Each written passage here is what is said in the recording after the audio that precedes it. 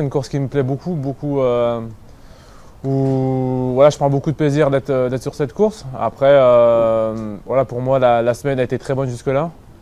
Il me reste plus qu'une journée avant les vacances, donc voilà, on veut vraiment bien finir ce Lombardie. Voilà, j'espère juste avoir des bonnes jambes comme j'ai eu ces derniers jours sur les 3 vallées ou à Milan-Turin. Et puis après, ben voilà, ça sera la course qui décidera.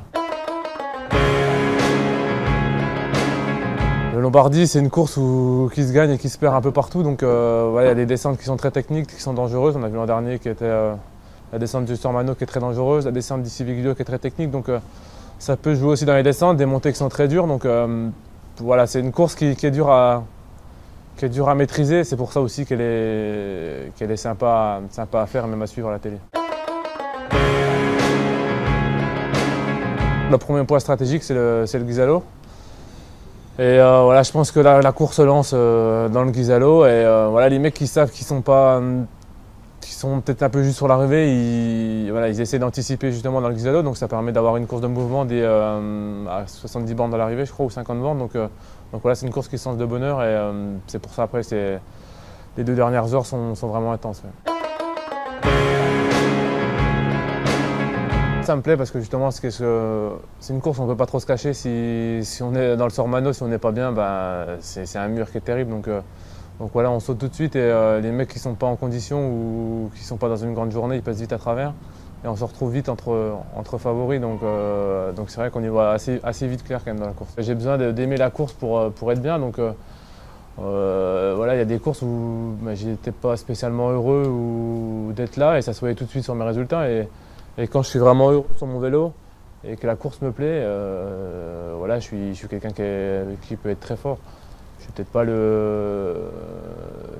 dans les 5-6 meilleurs coureurs du monde, mais je pense qu'en régularité sur une saison, je pense que je suis un des meilleurs. Et ça, c'est aussi ce qui me différencie des autres, c'est que j'ai envie d'être bien toute l'année.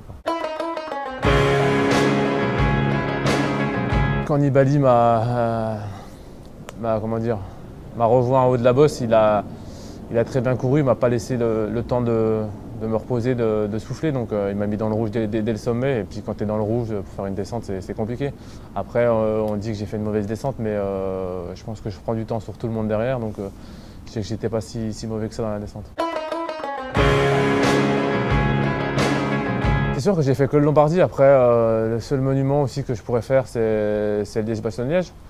Milan-San Remo, c'est sûr que c'est une course qui m'attire, mais qui ne me correspond pas spécialement, je pense. Après, les 2 autres, je pense que c'est même pas en rêve, même si c'est des courses qui font rêver. Mais c'est sûr que Liège, ça pourrait être un objectif dans les prochaines années. Mais ce qui est sûr avec mes qualités, celle qui me correspond le mieux, c'est le Lombardie. Si l'an dernier, ça aurait été ce parcours-là, j'aurais fait 2e, donc ça m'aurait avantagé. Moi, je suis pas pour... c'est pas pour me déplaire que le final ait changé, parce que la bosse la plus dure, ça reste le Civiglio. Et le fait qu'il y ait juste 1,5 km de bosse, on va dire, ça permet d'être plus rapidement à l'arrivée. Donc le point décisif, c'est le Civiglio, et c'est là qu'il faudra faire les différences. Donc on sera plus vite à l'arrivée, c'est une bonne chose peut-être aussi pour moi.